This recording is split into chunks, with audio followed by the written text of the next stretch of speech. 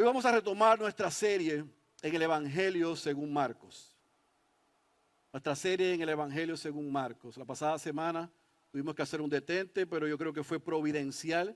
El Señor envió al pastor Luis Soto para ministrarnos y seguir en la misma línea de Marcos 13, que fue la última porción que leímos, recordándonos el señorío, el control de quién es Cristo, la persona de Cristo. Pero yo quiero que, como estamos entrando en la parte final de este libro, de este evangelio, poder recordarles qué es lo que hemos visto en el evangelio más corto, pero también el evangelio de más rápida acción. El evangelio según Marcos trata del Rey Jesús. Y hemos dividido este evangelio y este libro en tres partes. El capítulo 1 al capítulo 7, Jesús está contestando la pregunta, ¿quién es este hombre? Recuerden, ha sido un evangelio de acción. Es inmediato. Jesús hace e inmediatamente. Inmediatamente. Son las expresiones que utiliza Marcos, haciéndonos cambios escénicos. Pero en esos primeros 7 capítulos, Jesús está ministrando, Jesús está enseñando, Jesús está haciendo milagros, pero le dice a cada una de las personas a quien Él interviene o hace un milagro o le enseña, guarden silencio, no se lo digan a nadie. En el capítulo 8 al capítulo 10, entonces Jesús revela quién es y a qué vino. Capítulo 8, capítulo 9, capítulo 10, Él anuncia quién es y a lo que vino, pero desafortunadamente a quien le revela quién es y a lo que vino, no entendieron nada. Se les pasó por encima de la cabeza. Estaban más preocupados quién iba a ser el mayor cuando Él no estuviese. Y desde el capítulo 11 al capítulo 16, a cerrar este libro, vemos entonces cómo Jesús cumple el ministerio y contesta la pregunta, ¿quién es este? Pero yo quiero que vaya un momento a Marcos capítulo 8, versículo 31, antes de entrar de lleno al texto de esta mañana, porque nos va a servir para poder ubicarnos en lo que vamos a comenzar a ver hoy hasta culminar este libro. Marcos capítulo 8, versículo 31. Dice, y comenzó a enseñarles que el Hijo del Hombre debía padecer muchas cosas y ser rechazado por los ancianos, los principales sacerdotes y los escribas, y ser muerto, y después de 3 días resucitar. Ese anuncio se hace en 3 ocasiones entre el capítulo 8 al capítulo 10. Jesús va al monte de la transfiguración, muestra quién es alguno de sus discípulos, pero ellos no entendían eso que aparece en pantalla. Ellos no entendían que el Hijo del Hombre debía padecer muchas cosas, debía ser rechazado por los religiosos, debía ser entregado, debía ser muerto y que venía a resucitar. Vimos por 7 capítulos lo que Él está haciendo, ellos no lo entienden, Él se revela, Él les explica, Él les anuncia, a esto yo he venido, ellos no entienden. Capítulo 11 hace su entrada triunfal a Jerusalén. Y desde el capítulo 11 hasta el capítulo 13 vemos a Jesús en Jerusalén, en el templo, anunciando la destrucción de la ciudad, la destrucción del templo, desenmascarando el sistema religioso, avergonzando a los líderes que habían engañado al pueblo judío, anunciándoles el abandono de Dios, profetizando un caos y una destrucción, pero asegurándole a sus seguidores que estarían seguros, se mantuviesen alertas y que estén seguros porque Él iba a ir, pero iba a regresar. Y ahí nos dejó el pastor Suso en nuestro último mensaje en el capítulo 13. Era martes, ya en la tarde, sentado en el Monte de los Olivos, mirando la ciudad de Jerusalén y el templo, anunciando la destrucción del templo de la ciudad, de un templo que ya no iba a ser necesario porque Él iba a ser el templo, enseñándoles lo que debían hacer, preparándoles para su regreso, llamándoles a estar alertas, y termina el martes en la noche. ¿Qué sucede? Vaya al capítulo 14 y leamos del versículo 1 al 25 lo que sucedió miércoles y jueves de esa última semana de nuestro Señor Jesucristo. Marcos capítulo 14, versículo 1 al versículo 25. Vamos a leer, orar y comenzamos a trabajar. Marcos capítulo 14, versículo 1 a 25, como está ahí me dice amén. Leemos la santa y poderosa palabra de nuestro Señor. Faltaban 2 días para la Pascua y para la fiesta de los panes sin levadura. Y los principales sacerdotes y los escribas buscaban cómo prenderle con engaño y matarle. Porque decían, no durante la fiesta, no sea que haya un tumulto del pueblo. Y estando él en Betania, sentado a la mesa en casa de Simón el leproso, vino una mujer con un frasco de alabastro de perfume muy costoso de nardo puro, y rompió el frasco y lo derramó sobre la cabeza de Jesús. Pero algunos estaban indignados y se decían unos a otros, ¿para qué se ha hecho este desperdicio de perfume? Subraye eso, desperdicio de perfume. Porque este perfume podía haberse vendido por más de 300 denarios y dado el dinero a los pobres. Y la reprendían. Pero Jesús dijo, dejadla. ¿Por qué la molestáis? Buena obra ha hecho conmigo, porque a los pobres siempre los tendréis con vosotros. Y cuando queráis, les podréis hacer bien, pero a mí no siempre me tendréis. Ella ha hecho lo que ha podido. Se ha anticipado a ungir mi cuerpo para la sepultura. Y en verdad os digo, donde quiera que el evangelio se predique en el mundo entero, también se hablará de lo que ésta ha hecho para memoria suya. Versículo 10. Entonces Judas Iscariote, que era uno de los 12, fue a los principales sacerdotes para entregarles a Jesús. Cuando ellos lo oyeron, se alegraron y prometieron darle dinero. Y él buscaba cómo entregarle en un momento oportuno. El primer día de la fiesta de los panes sin levadura, cuando se sacrificaba el cordero de la Pascua, sus discípulos le dijeron, ¿dónde quieres que vayamos y hagamos los preparativos para que comas la Pascua? Y envió a 2 de sus discípulos y les dijo, id a la ciudad y allí os saldrá al encuentro un hombre que lleva un cántaro de agua, seguidle. Y donde él entre, decid al dueño de la casa, el maestro dice, ¿dónde está mi habitación en la que pueda comer la Pascua con mis discípulos? ¿Dónde está, mi habitación en la que pueda comer la Pascua con mis discípulos? Y él os mostrará un gran aposento alto, amueblado y preparado. Haced los preparativos para nosotros allí.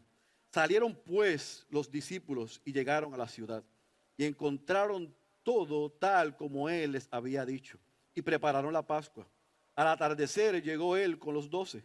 Y estando sentado a la mesa comiendo, Jesús dijo, en verdad os digo que uno de vosotros me entregará, el que come conmigo. Ellos comenzaron a entristecerse y a decirle uno por uno, ¿acaso soy yo?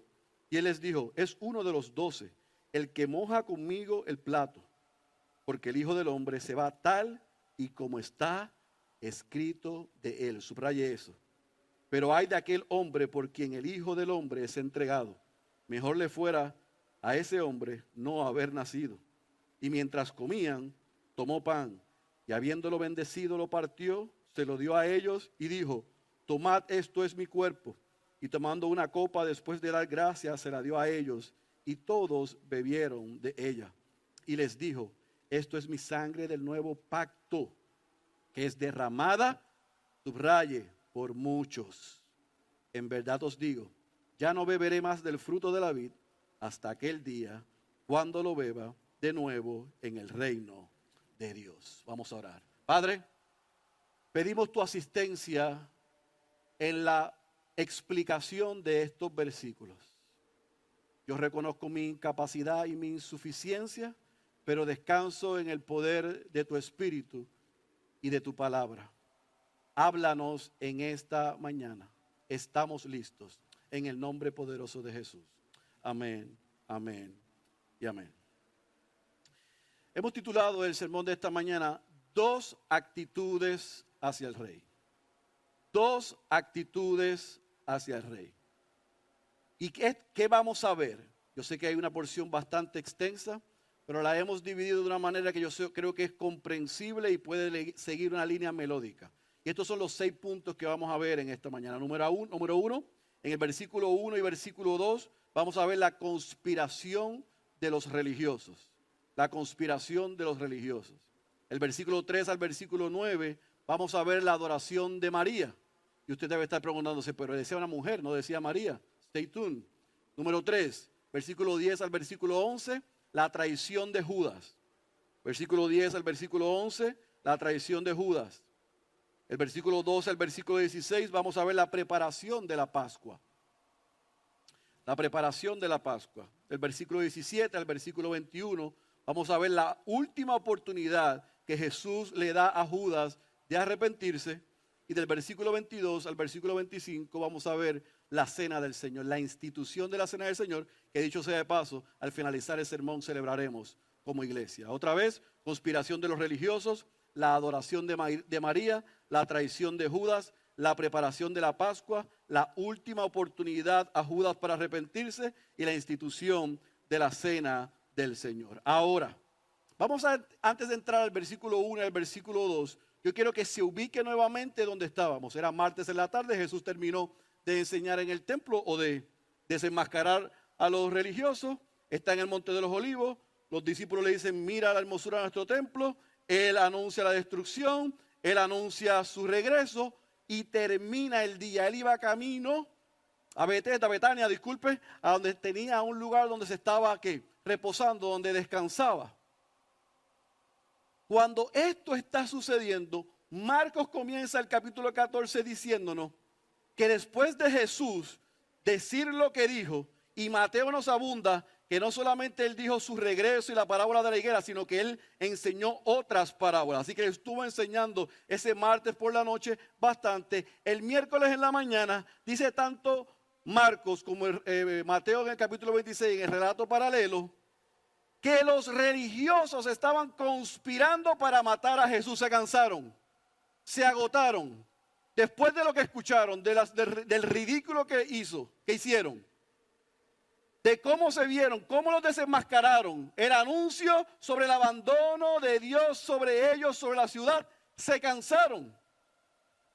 Y dice Marcos que estaban conspirando para matar a Jesús, pero Mateo nos dice que estaban en el patio de la casa de Caifás, el mero mero, como dicen los mexicanos, el sumo sacerdote. Allí estaban planificando cómo destruir a Jesús. Sin embargo, Jesús mismo en Mateo 26 le dice a sus discípulos, en 2 días seré entregado y seré muerto. En 2 días seré entregado y seré muerto. O sea, los religiosos están tratando de hacer algo que Jesús sabía que iba a suceder. Ya lo había anunciado. Lo que debemos observar es el timing, la fecha. Se estaba celebrando en esa semana, se iba a celebrar esa semana la Pascua y la fiesta de pan sin levadura, lo que era una fiesta importante para los religiosos, para los judíos, disculpen, porque en Jerusalén llegaban sobre 2 millones de judíos a la ciudad. Sobre 2 millones de judíos llegaban a Jerusalén. Así que ellos están planificando matarlo, pero están buscando el timing perfecto. No lo quieren matar en medio de la celebración de la Pascua, del Passover, la celebración de que el ángel de la muerte pasó por encima y no mató a los primogénitos, ni de los panes sin levadura, donde celebran el exilio del pueblo de Israel de Egipto, una conmemoración histórica, una celebración que llevaba cientos de miles de millones de personas en la ciudad. Decían, no lo matemos ahí, porque si lo matamos de ahí, este hombre viene con un montón de seguidores de Galilea. Lo acaban de recibir el domingo como un rey en un asno, en un burro. Decían, Hosana al hijo de David. Si nosotros lo matamos este día, en estos días, como decimos los puertorriqueños, eso va a ser un revolú. Sin embargo, mientras ellos están pensando cuándo matarlo y poniéndose de acuerdo cuándo lo van a matar, ya Jesús había dicho, le van a matar el viernes. Seré entregado y seré muerto. Importante esas 2 líneas. La vamos a ver ahorita cómo llegan a su sitio. Ellos planifican una cosa, Jesús había decretado otra. Termina siempre pasando lo que Jesús dijo. ¿Está conmigo? Así que el versículo 1 y versículo 2, vemos número 1, la conspiración de los religiosos. Querían matarlo, querían destruirlo, pero no lo querían hacer en la fiesta. Ahora, de ahí entonces, sucede algo en esta narración, similar a la de Mateo, sumamente interesante. Porque del versículo 3 al versículo 9, Marcos comienza a narrar que ese miércoles que los religiosos están decidiendo y planificando cómo matar a Jesús, sale en la escena un acto de adoración de una mujer que Marcos no dice quién es. Dice que esta mujer, Jesús estando en casa de Simón, el leproso, en Betania, con sus discípulos, toma un frasco de alabastro y lo vierte sobre los pies de Jesús. Mateo nos dice en el relato paralelo que fue sobre la cabeza. Aquí el punto no fue si sobre la cabeza o los pies, es que esa mujer ungió al maestro, ungió a Jesús en un acto desprendido de adoración. Ahora, tanto Mateo como Marcos no nos da el nombre de esa mujer que hace eso. Sin embargo, en Juan nos dice que esta mujer era María, la hermana de Lázaro, quien Jesús había resucitado, la hermana de Marta, aquella que en un momento escogió ¿qué? La mejor parte. Esa mujer que estaba en el lado del ministerio de Jesús, escuchando a Jesús, que había ya escogido la mejor parte de todos los discípulos y de todos los seguidores de Jesús. Esta mujer, por segunda vez, demuestra que estaba muy atenta. Escuche bien, porque este es el punto de este sermón. Hay dos personajes clave en esta porción del versículo 1 al 25. Dos personajes clave. Una mujer llamada María y un sinvergüenza llamado Judas. Los dos están cerca de Jesús casi por 3 años.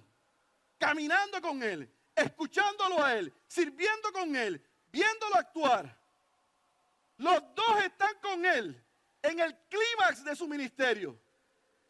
Pero uno de ellos decide, entiende, abraza en el momento histórico en que Jesús se encuentra. Y ella, sin importar la opinión de los discípulos, sin importar la opinión de Simón, el dueño de la casa, toma un jarro de alabastro, de un perfume carísimo. El precio de ese perfume daba para darle alimento a los pobres por un mes. Y ella lo derrama, unge a Jesús, pensando, convencida, este hombre nos está diciendo que va a entrar a Jerusalén, que lo van a entregar, que lo van a matar. Esta va a ser mi última oportunidad para hacer un acto de adoración y yo no voy a perder la oportunidad. No me importa lo que diga la gente. ¿Está conmigo? Ahora, ¿sabe cuál es el lado interesante? Que esto no sucedió el miércoles. Marcos y Mateo lo colocan después de la conspiración. Pero esto sucedió sábado en la noche, antes de Jesús hacer su entrada triunfal a Jerusalén.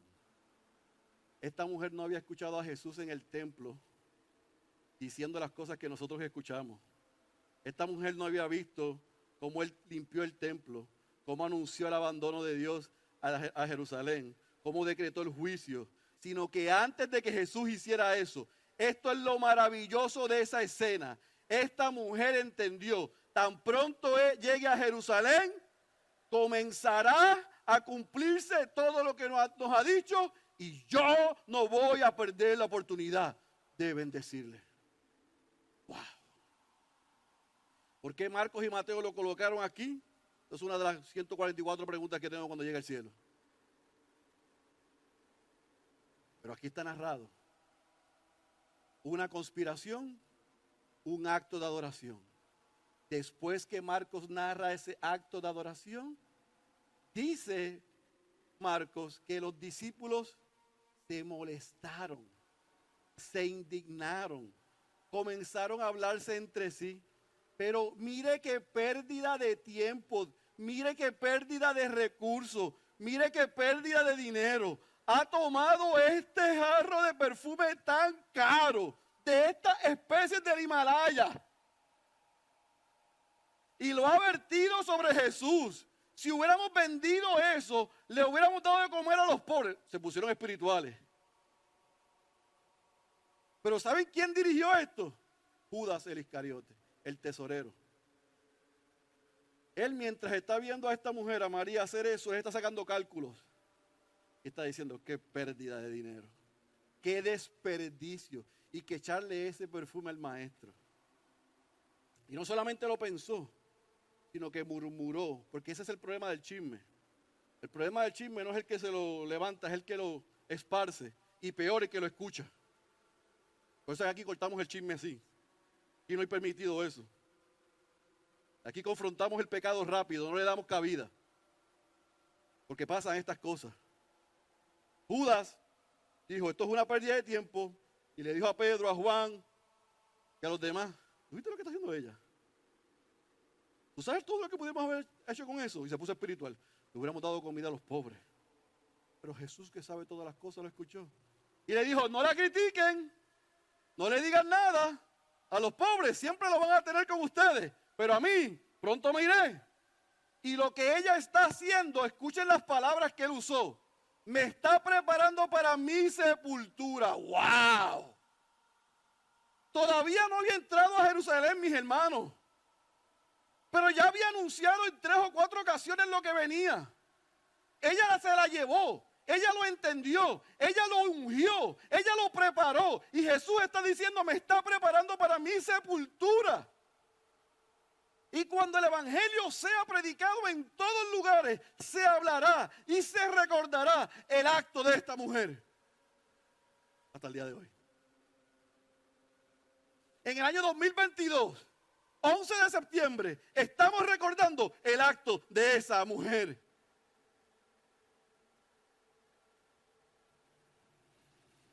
Judas levantó el chisme, la murmuración, los quiso poner en contra de ella. Jesús conoce los corazones, conoce las motivaciones, la exalta por su humillación, por su reconocimiento, por su atrevimiento, por haberse atrevido a hacer lo que nadie había hecho, haber escuchado y entendido el mensaje del maestro y llevarlo. Y mientras eso está sucediendo, cuando Jesús le llama la atención a ellos, versículo 10 y versículo 11, entonces, Judas, el tesorero, el que dijo que era una pérdida de tiempo, va y negocia la vida del maestro con los religiosos. Va y negocia. ¿Cuánto me dan? Dice Mateo. ¿Cuánto me dan por él? ¿Cuánto dinero me van a dar? Y ellos le dieron. Marcos dice que nos deja como en la incertidumbre de que estaba esperando el cantidad de dinero, pero Mateo nos dice que era 30 piezas de plata. Literalmente, Judas, después de haber visto probablemente lo que pasó allá en Betania, de haber escuchado lo que Jesús dijo en el templo, salió quien era, salieron sus motivaciones, se dejó usar por Satanás y vendió al maestro. Otra vez, miren las escenas, conspiración de los religiosos para matar a Jesús, vemos a Jesús siendo adorado por María y vemos a Judas vendiendo a Jesús. Cuarto acto, mientras Judas está vendiendo a Jesús, dice que el jueves en la mañana, Jesús entonces, chilling, tranquilo, le dice a sus discípulos, vayan y preparen la celebración de la Pascua. Control absoluto, dominio absoluto, nada se sale de su mano, todo estaba decretado. Él es el Dios encarnado, sabe lo que está pasando. Y mientras Judas lo está traicionando, le dice a sus discípulos, vayan a esta casa y díganle a este hombre que esta noche voy a celebrar la cena. Jesús habló como el dueño de la casa. Jesús habló como el dueño de la fiesta. Jesús habló como el dueño de la celebración. Jesús habló con toda la autoridad que tiene y le dio las instrucciones a los discípulos, vayan. Y este hombre les dirá el lugar donde vamos a celebrar la Pascua. Yo no leo ni en Mateo, yo no leo ni en Marcos, que Jesús nos dé una muestra de alguna preocupación mientras Judas lo está traicionando. Control absoluto, celebraremos la Pascua. ¿Y cómo la vamos a celebrar? La celebraremos, ¿y cómo la vamos a celebrar? Y que los discípulos obedecieron, vieron a Jesús el completo control de todo. Fueron a la casa y tal como Jesús había dicho, fue hecho. ¿Está conmigo? Esto fue jueves, esta mañana. Sigue narrándonos Marcos en el versículo ahora 17 al 21, que llega jueves en la noche. Llega Jesús con sus discípulos allá a la casa, aquel aposento alto, en aquel lugar espacioso, lugar grande, separado, para celebrar la Pascua. Ahora, el versículo 17 al 21 en Marcos no nos da todos los detalles de lo que sucedió allí. Pudiésemos hacer 3 sermones de lo que sucede del 17 al 21 y después del 22 al 25. Porque el 17 al 21 no nos dice inmediatamente lo que sucede. El 17 al 21 nos narra inmediatamente el intercambio de Jesús con sus discípulos para anunciar que alguien lo iba a traicionar y estaba en medio de ellos. Pero Jesús no dice eso inmediatamente que Él llega a la casa. Jesús primero, según nos dice Juan en su relato, ¿sabe lo que hace? Le lava los pies a sus discípulos. En un acto de humildad, de desprendimiento, de entrega y de ejemplo, antes de celebrar la cena y antes de narrar, y yo quiero que observe eso, por eso es que esta porción del 17 al 25 pudiésemos hacer una serie completa. Porque no solamente Jesús le lava los pies a los discípulos antes de anunciar el traidor y antes de celebrar la cena del Señor, sino que en ese lugar, en ese día en particular, ¿sabe lo que Jesús hace? Que Jesús ora al Padre de sus más famosas oraciones, desde Juan capítulo 13 hasta Juan capítulo 17, donde Él les dice a ellos, para darles paz, yo iré a preparar lugar para ustedes. Tranquilo, esto es temporero, vienen cosas mejores. Ustedes irán, sufrirán por mi causa, pero yo voy delante de ustedes. Capítulo 17, Padre, de la misma manera que tú y yo somos uno, que ellos sean uno en mí, para que el mundo crea. Todo eso pasa allí. Todo eso está pasando allí. Jesús hace un acto desprendido de lavarle los pies, y cuando va a tomar la cena, cuando van a celebrar la cena, Jesús dice, aquí hay uno entre ustedes que me va a entregar. Y yo quiero que usted observe la reacción de 11 de los 12. Cuando escucharon de Jesús que uno de ellos lo iba a traicionar, ellos comenzaron a afligirse uno por uno y a preguntarse, ¿serás tú? ¿Seré yo? ¿Está hablando de mí? ¿Está hablando de mí? ¿Está hablando de mí? Se afligieron. Y Jesús dice, el que lo va a ser uno que meta la mano en el plato. Pero es que todo el mundo mete la mano en el plato. Esa era la costumbre. ¿Está conmigo? Así que imagínense que meta la mano aquí. Si todo el mundo mete la mano aquí. Pero en el relato de Mateo,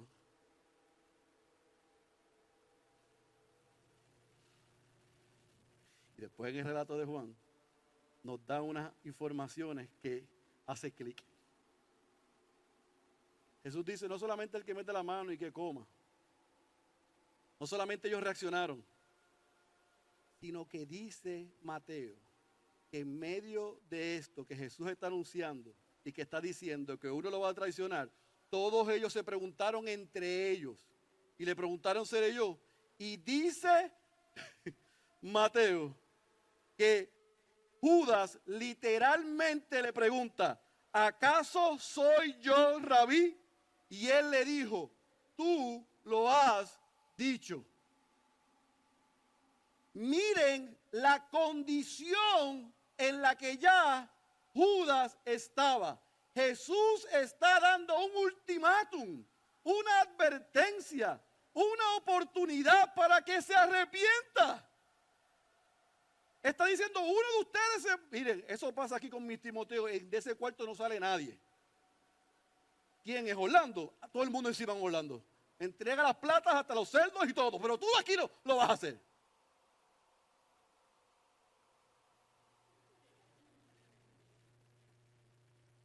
Aquí nadie sale a traicionar al maestro. Ellos se asustaron. ¿Quién será? Y el atrevido de Judas dice, ¿acaso soy yo, Rabí? ¿Acaso soy yo maestro? El maestro hizo, tú lo has dicho. Pero ¿sabe lo que nos dice Juan en su relato paralelo? Lo que vayas a hacer, hazlo ya, hazlo pronto. Y dice Juan que Judas al inmediato se levantó y se fue.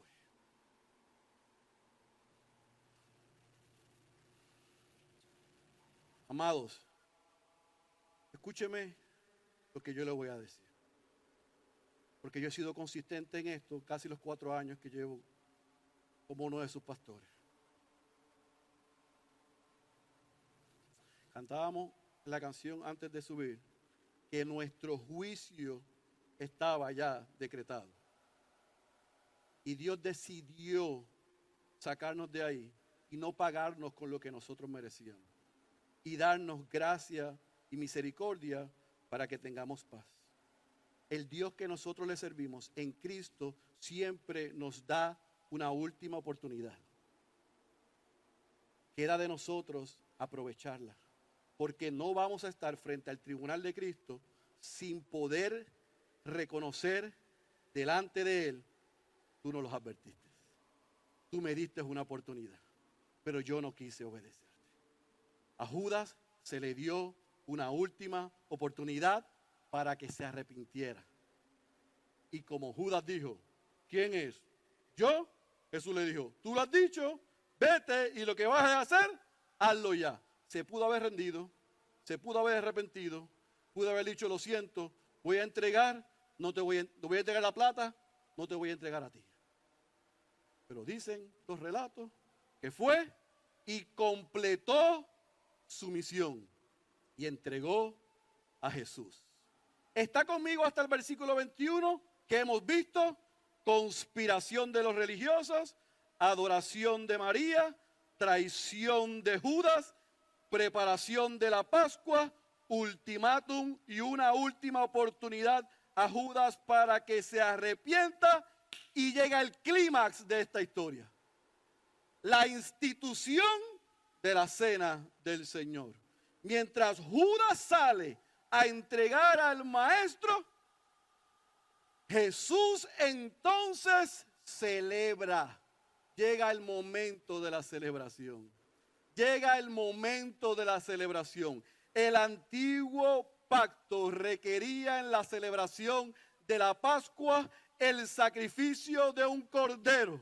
Pero esos hombres que estaban allí estaban a punto, a horas de ver que el Cordero de Dios que quita el pecado del mundo iba a ser sacrificado, iba a ser colocado encima de un madero para quitar completamente el pecado de muchos. Ya no era necesario anualmente ir a sacrificar un cordero, porque el cordero inmolado iba a estar delante de ellos e iba a ser señalado como aquel que quita el pecado del mundo. Estaban a horas de la celebración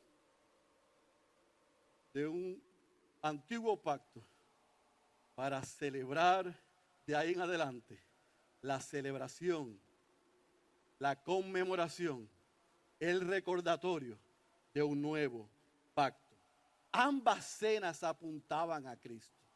La Pascua de manera prospectiva y entonces de ahí en adelante la cena del Señor que Él estaba instituyendo de manera retroactiva. Recordando, una y otra llegan a la vez, celebrar el sacrificio de Cristo. Ahí estamos, mientras Judas y los religiosos creen que la tienen, lo van a matar. Jesús está celebrando, diciéndoles: tomen este pan, tomen esta copa, háganlo, recuérdenme, háganlo en memoria de mí, como señal del nuevo pacto. Pero mire cómo cierra el versículo 25. Esta es la última cena que yo tomo con ustedes. Es la primera de aquí en adelante hasta el día que yo regrese. En el versículo 25 le dice: hasta aquel día cuando la beba de nuevo en el reino de Dios. El día en que los creyentes en cuerpo, en alma, reunidos, celebrarán junto a Él para alabarle por la eternidad en las bodas del Cordero. No era un momento de tristeza, era un momento de celebración.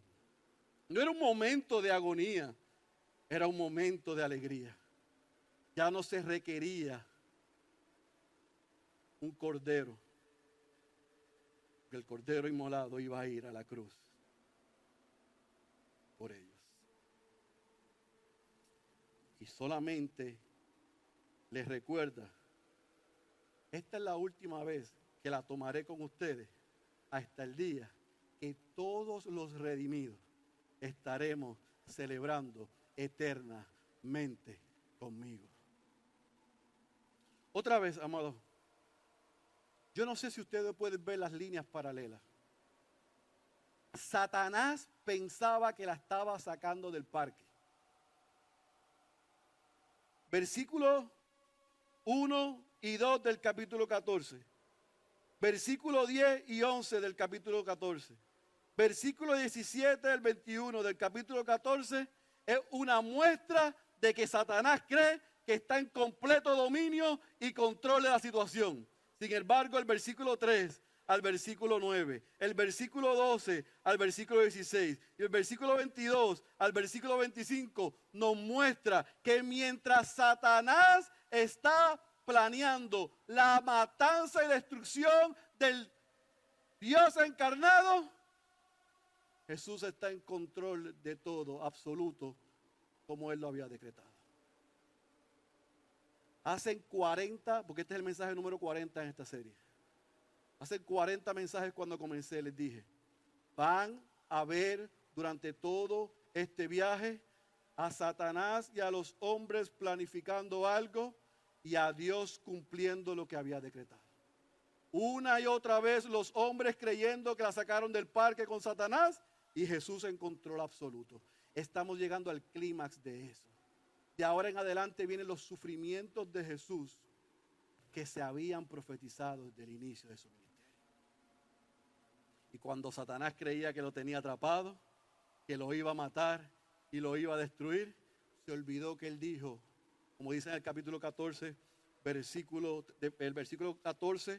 capítulo 10, versículos 33 y 34, está en pantalla, no lo tienen que buscar, les advirtió y les dijo, he aquí subimos a Jerusalén, y el Hijo del Hombre será entregado a los principales y sacerdotes, a los escribas, y lo condenarán a muerte, y lo entregarán a los gentiles, y se burlarán de él, y le escupirán, y le azotarán, y le matarán. Punto. Hasta ahí estamos nosotros a punto de entrar. Y Satanás hasta ahí, dale la gráfica para atrás, Yaneli.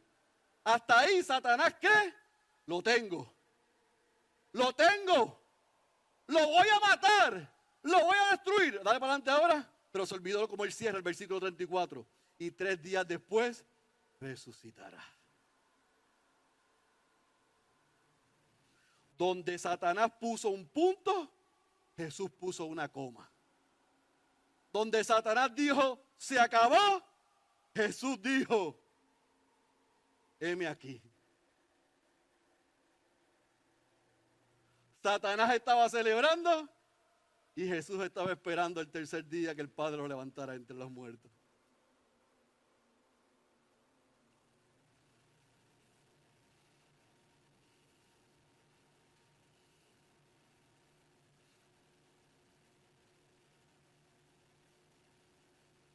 Seis escenas, 2 actitudes. 6 intercambios, 2 actitudes. La actitud de Judas, la actitud de María. Adoración versus traición. Adoración versus traición. María eligió adorar a Jesús, costara lo que le costara, sin importar la opinión de los discípulos, sin importarle lo que dijeran. Judas eligió traicionar a Jesús por unas monedas. Y Jesús eligió celebrar la nueva institución del nuevo pacto para decirle, sea esta actitud o sea esta actitud, yo estoy en control de todas las cosas. Puede pasar esto, yo voy a estar en control siempre de todas las cosas. Ahora, ¿cómo aterrizamos eso a nosotros hoy? Porque hay 3 escenas en dos actitudes diferentes. Adoración versus traición. Pues yo quiero resumir para terminar este mensaje de esta manera. Dentro de la iglesia, hoy en este recinto, habemos algunos como María. Aquí hay gente como María, que en el momento histórico en el que ella se encontraba y nos encontramos nosotros con Jesús, sin importar lo que digan alrededor de nosotros, nuestros familiares, nuestros amigos, nuestros compañeros, hemos decidido creerle a Jesús y no desperdiciar la oportunidad de adorarle. Aquí habemos algunos que somos como María, que hemos escuchado su palabra, la hemos abrazado, la hemos internalizado, la hemos creído y sin importar el costo estamos dispuestos a adorarle. Gloria a Dios por eso. Pero aquí hay otros como Judas. Aquí hay otros como Judas, que estando en el mismo momento histórico en que nos encontramos, delante de Dios, de parte de Dios, en la presencia de Jesús, mostramos de qué estamos hechos. Mostramos lo que más nos importa. Y hemos entregado, traicionado y dado la espalda a Jesús por lo que nos puede este mundo ofrecer. Algunos son como María, otros somos como Judas. ¿Quién eres tú en esta mañana? ¿Como María o como Judas? ¿Eres tú como María o como Judas? Observen que se lo dije ahorita. Ambos estaban al lado de Jesús. Ambos caminaron con Jesús. Ambos sirvieron con Jesús. Ambos escucharon a Jesús. Ambos vieron al mismo Jesús. Ambos comenzaron bien. Una adoró y otra traicionó. No importa cómo comenzamos, es cómo terminamos. Ambos comenzaron bien y en el camino se mostró de qué estaba hecho uno y de qué estaba hecho otro. En quién confió uno y en quién confió en otra. ¿Quién era el Dios de uno y quién era el Dios de otro? ¿A quién adoraba uno y a quién adoraba otra? Sentarnos en la silla, ponernos nuestras mejores vestiduras y venir un día de la semana no nos hace adoradores de Jesús. Tener una Biblia, hablar cristianés, cantar como cristianos y actuar como cristianos no nos hace seguidores de Jesús. Ambos estaban cerca del Maestro. Uno estaba lejos y otra estaba verdaderamente cerca. Una escuchó, abrazó y adoró. Otro escuchó y le sacó valor propio a lo que escuchó y lo entregó. ¿Dónde estás tú? ¿Dónde estoy yo? ¿Dónde estás tú? ¿Dónde estoy yo? Los corazones de ambos fueron expuestos.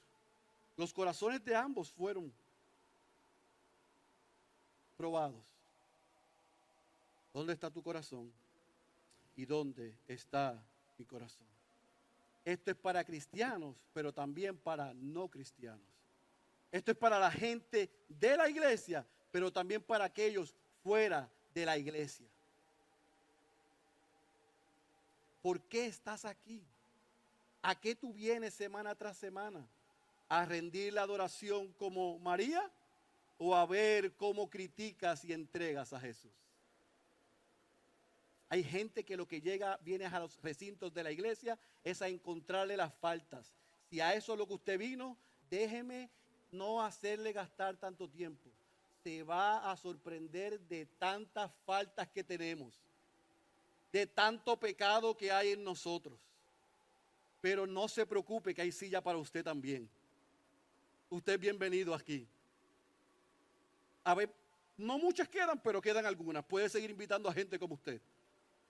Porque gente como nosotros aceptamos quiénes somos, qué no tenemos y quién nos hace falta. Y escogemos la mejor parte. A pesar de nosotros, adorar al único que está sentado en el trono. Al Cordero de Dios que quita el pecado del mundo. Puedes comenzar bien, pero puedes terminar mal. Las dos de las tres personas que más impacto han tenido en mi vida Dos de ellas me decían eso. Tú puedes comenzar bien, pero puedes terminar mal. Y de tres, dos de ellas terminaron mal. Así que tú y yo podemos decir con nuestros labios todo lo que queremos, pero el día de la prueba se muestra de qué estamos hechos y a quién le pertenece nuestra adoración y nuestro corazón. En ese momento histórico, María probó dónde estaba su corazón. En ese momento histórico, Judas probó dónde estaba su corazón. La pregunta en esta mañana para usted y para mí es, ¿dónde está nuestro corazón? Porque mientras eso pase, la respuesta de Jesús, igual que en aquel recinto, en aquella noche, antes de ir al Getsemaní y antes de ser entregado, sigue siendo la misma respuesta hoy.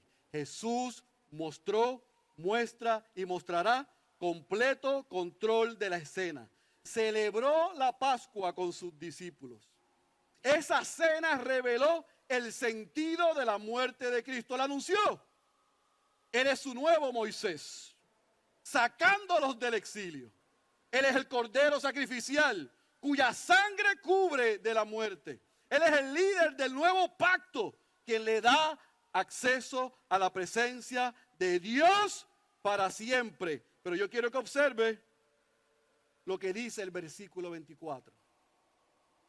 Y les dijo, esta es mi sangre del nuevo pacto, que es derramada, subraya, le dije, por muchos, no por todos.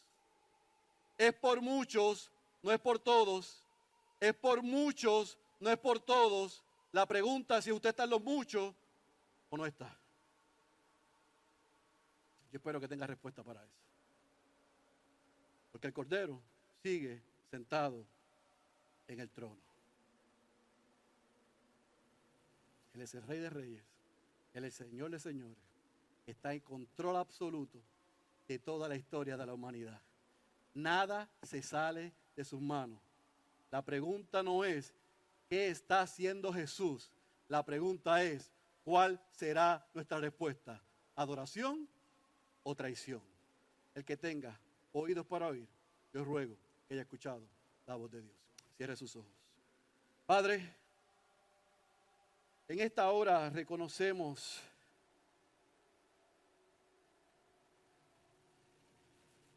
que nada se escapa de tu mano,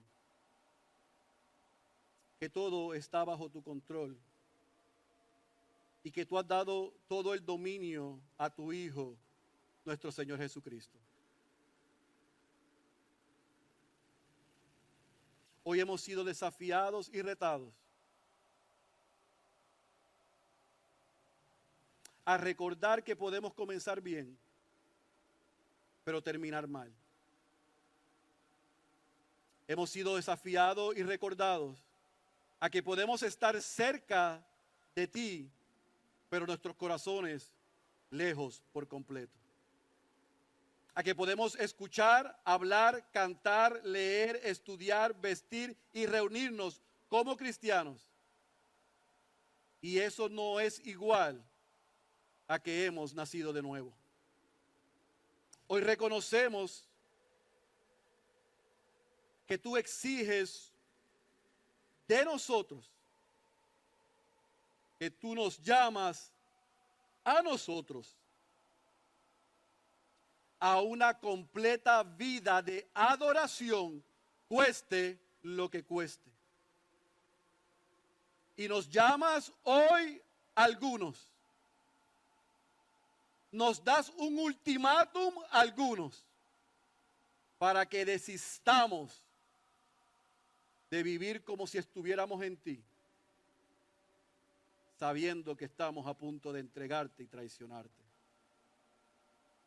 Gracias por tu palabra y porque llegas a tiempo. Porque a unos nos recuerda que vale la pena adorarte, cueste lo que cueste.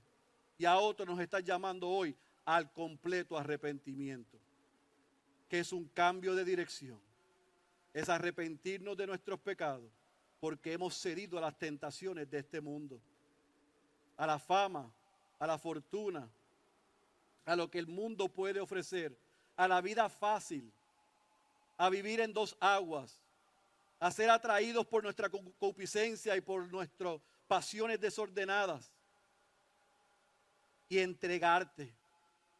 Algunos aquí, si nos preguntan, ¿eres cristiano? No sabemos ni siquiera qué contestar. Y eso tiene que cambiar hoy. Y por eso te rogamos que a tus hijos y a tus hijas hayamos sido ministrados y exhortados a que vale la pena adorarte, cueste lo que cueste. Pero a los que no son hoy tus hijos o tus hijas, que están jugando al cristianismo, que de una vez y por todas puedan rendirse, arrepentirse y creer en Jesucristo como Señor y Salvador y estén dispuestos a adorarle, cueste lo que cueste. Sabiendo, Señor, que tú sigues sentado en el trono, que tú eres el dueño de todas las cosas, que nada se escapa de tu mano, que tú controlas el universo y que tienes cuidado de los tuyos. Por eso en ti estamos seguros. Aquellos discípulos en aquel lugar donde tomaron la cena que instituía el nuevo pacto que en minutos vamos a celebrar y recordar, allí fueron ministrados de que Jesús iba a ir, pero que iba a regresar. Y que de la misma manera que tú y Él eran uno, Él oraba a ti, que ellos y que nosotros fuéramos uno en Él, para que el mundo crea. Por eso te pedimos que como iglesia nos ayudes a mantenernos fieles, adorándote y sirviéndote, para dar testimonio y que el mundo crea. Gracias por ser recordados hoy, que nada se escapa de tu mano, que nada de lo que sucede te toma por sorpresa y que tú estás en control y dominio de tu historia. Por lo tanto, estás en control y dominio de nuestra historia. Te damos gracias en el nombre poderoso de Jesús. Amén, amén y amén. Amén.